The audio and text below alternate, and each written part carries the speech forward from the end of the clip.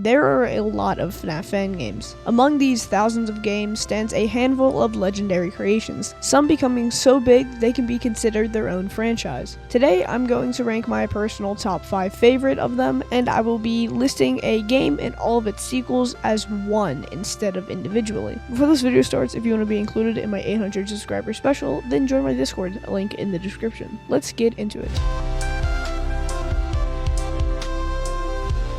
First up at number 5 is one of, if not the first FNaF fan game, that being Five Nights at Candy's 1-3, and FNaF for, I guess. This game had amazing graphics for its time, crazy good character designs, and interesting game mechanics with the night vision and the glowing eyes, and of course, above all, the main thing that gives this game top 5 over all the others is the nostalgic factor. This game was so special and crucial to the franchise and community as a whole that it doesn't deserve anything lower. Even if the second game isn't too good, FNaF 3 was an incredible game. Everything from story to gameplay makes FNaF 3 one of my favorites in the franchise. All we can do is wait and see how FNaF 4 turns out. Next up is the glitch attraction at number 4. Even though this game is relatively new, it has enough interesting content that it brings to the table to warrant it a spot. The glitch attraction takes place in a walkthrough attraction based on all the previous FNaF games in the series, in a similar way that Fazbear Frights did it. The fun gimmicks and interesting ending, in my opinion, gives this game a spot at number 4. However, this next game trumps it completely, which is Flumpty's at number 3. Unlike other fan game franchises, this game increases in quality and overall entertainment with every installment. Flumpty's 1 gives a unique and silly twist on the FNaF style, rather than a more serious take like other fan games at the time. Flumpty's 2 improves on that with a light switch mechanic, and Flumpty's 3 improves it even further with its interesting temperature mechanic, and the increasing chaos of Flumpty's Night. My favorite part of the third game is the Flumpty's Night because of how new mechanics and gimmicks are introduced into the night as it progresses, rather than introduced in following nights. The thing that makes this franchise stand out from all the other ones is how funny the game is with its concept and how it doesn't take itself too seriously. On the contrary, this next game stands out because of how serious and realistic it is, that being Juniors at number 2. Juniors leans into the paranormal aspect of the FNaF franchise with its cameras and main objective, which is to find the ghost who is possessing the animatronics. If you watch my FNaF games ranked video, you would know how much I love interesting camera mechanics, and Juniors is no exception. The game requires you to call in animatronics to perform maintenance on them while running the risk that they may be possessed, and the story to the entire game is the cherry on top. The game also came out with a DLC that introduces 2 new animatronics, and along with them 2 new mechanics, but to my knowledge it doesn't add any new endings or anything, so it's not too important. Before we get into number 1, my honorable mention for this list is Fazbear's Frights. This game also takes a spin on Fazbear Frights as it takes place in a horror attraction based off of the murders in FNaF 1. This game is super nostalgic to me as it puts on display some of the fan theories for confusing things that has happened in the original franchise. The only thing holding it back from being on the list is how confusing the lore is. It supposedly takes place after the events of Fredbear's Family Diner, FNaF 2, and FNaF 1, but the twist ending reveals that you were the phone guy, and your final action before you're killed by the animatronics is to make the call in FNaF 1 Night 4, which makes no sense because that is already supposed to happen in the timeline. Finally, at number 1 is my personal favorite and a common favorite in the community, that being Joy Creation, Story Mode, and Free Roam. Although being small and simple, the Free Roam game is a lot of fun and a good scare. It also spawned off a bunch of challenge videos like Astral Swift's trying to beat the Joy Creation Free Roam without sprinting. However, the Story Mode is a completely different experience. It gives you a compelling story of Scott Cawthon and his family as they're invaded by his creations, led by a Mangle-esque abomination named Creation. Unlike most FNaF games, in the Joy Creation, every night is completely new and unique, each of them providing a difficult yet fun and intuitive game loop as you make your way up through the house, with my personal favorite being The Office. The main talking point that people use when talking about it is the graphics, and they are completely correct. Nixon, the developer, has always been known for his outstanding creations when it comes to quality. If you don't believe me, just take a look at the demo for the remastered version coming out sometime next year. By the way, happy anniversary FNaF. All these reasons are exactly why the Joy Creation is my number 1